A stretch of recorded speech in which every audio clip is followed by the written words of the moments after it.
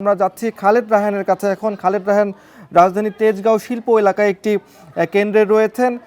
সেখানে কি অবস্থা? খালেদ রায়হান, আপনাকে দেখতে পাচ্ছি আপনি নির্বাচন কোনো একটি কেন্দ্রে রয়েছেন। সেই কেন্দ্রে নিশ্চয়ই ভোট গ্রহণ আর কিছুক্ষণের মধ্যে, আর 10 মিনিট পরে, মিনিট 10 পরে শুরু হয়ে যাবে।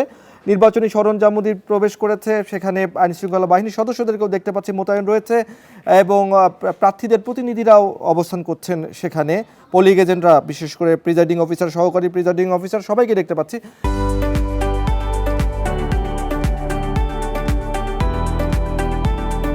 মূলত কি মনে হচ্ছে ভোট গ্রহণ এবং সকালবেলা ভোটারদের উপস্থিতি বা লাইন, সে সম্পর্কে যদি বলতেন। দেখুন, 7:30টায় ভোট শুরু হবে, মানে আর কিছুক্ষণ পরে। আপনি বলছিলেন যে আর 10 মিনিটের মতো বাকি আছে।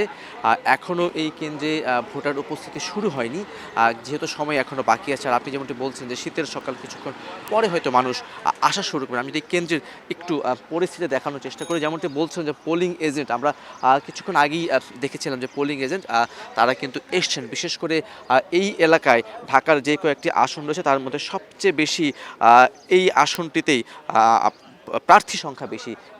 এই আসনটিতে 15 জন প্রার্থী তারা কিন্তু প্রতিদ্বন্দ্বিতা করছেন। এবং এই যে কেন্দ্রটি রয়েছে, সেই কেন্দ্রতে আগে থেকে কিন্তু বলা হয়েছিল ডিএমপির পক্ষ থেকে যে এই ঢাকায় যেই মেট্রোপলিটন এলাকায় 2100-র বেশি কেন্দ্র রয়েছে, তার মধ্যে 1600-র বেশি কিন্তু ঝুঁকিপূর্ণ বা গুরুত্বপূর্ণ কেন্দ্র বিবেচনা করা হয়, যার মধ্যে এটিও একটি। এবং এই কেন্দ্রে যারা দায়িত্ব পালন করবেন, সাধারণ যে কোনো কেন্দ্র থেকে 2 জন বেশি আইনশৃঙ্খলা বাহিনীর সদস্য তারা কিন্তু দায়িত্ব পালন করবেন।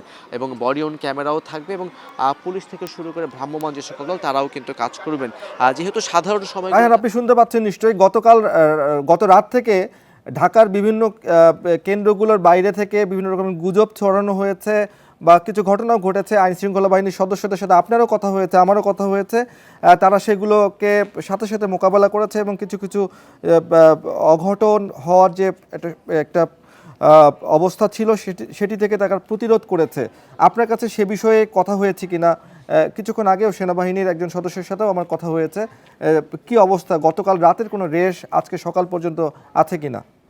দেখুন, সবচেয়ে গুরুত্বপূর্ণ বিষয়টি হচ্ছে অপতথ্য বা গুজব। এটি নিয়ে কিন্তু সরকার এবং সরকারের সংশ্লিষ্ট কর্তৃপক্ষ থেকে শুরু করে সকলেই কিন্তু সবসময় গুরুত্বপূর্ণ দিনগুলোতে তারা কিন্তু সোচ্চার থাকেন। এবং গত রাতেও আমরা দেখেছি যে রাজধানী সহ সারা দেশে বিভিন্ন রকমের গুজব নিয়ে কিন্তু নানা রকমের গুজব ছড়ানো হয়েছে, বিভিন্ন রকমের তথ্য নিয়ে।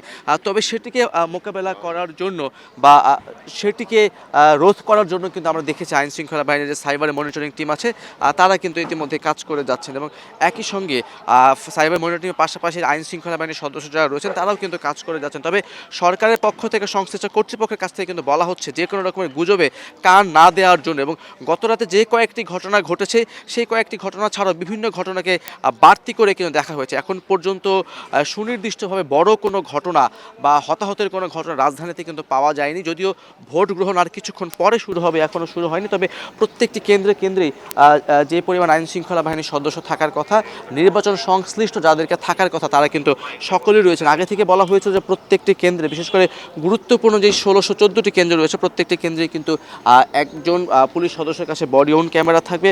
এবং তার পাশাপাশি আইনশৃঙ্খলা বাহিনীর 16 থেকে 18 জন করে সদস্য থাকবেন এবং তারা কিন্তু কাজ করবেন। এখন পর্যন্ত যেহেতু ভোট গ্রহণ শুরু হয়নি, পোলিং এজেন্ট নিয়ে সাধারণত যে অভিযোগগুলো পাওয়া যায়, একটি দলের পোলিং এজেন্ট থাকলে আরেকটি দল অভিযোগ করে তাদের পোলিং এজেন্টকে ঢুকতে দেওয়া হচ্ছে না, এমন কোনো অভিযোগ কিন্তু এখন পর্যন্ত আমরা পাইনি।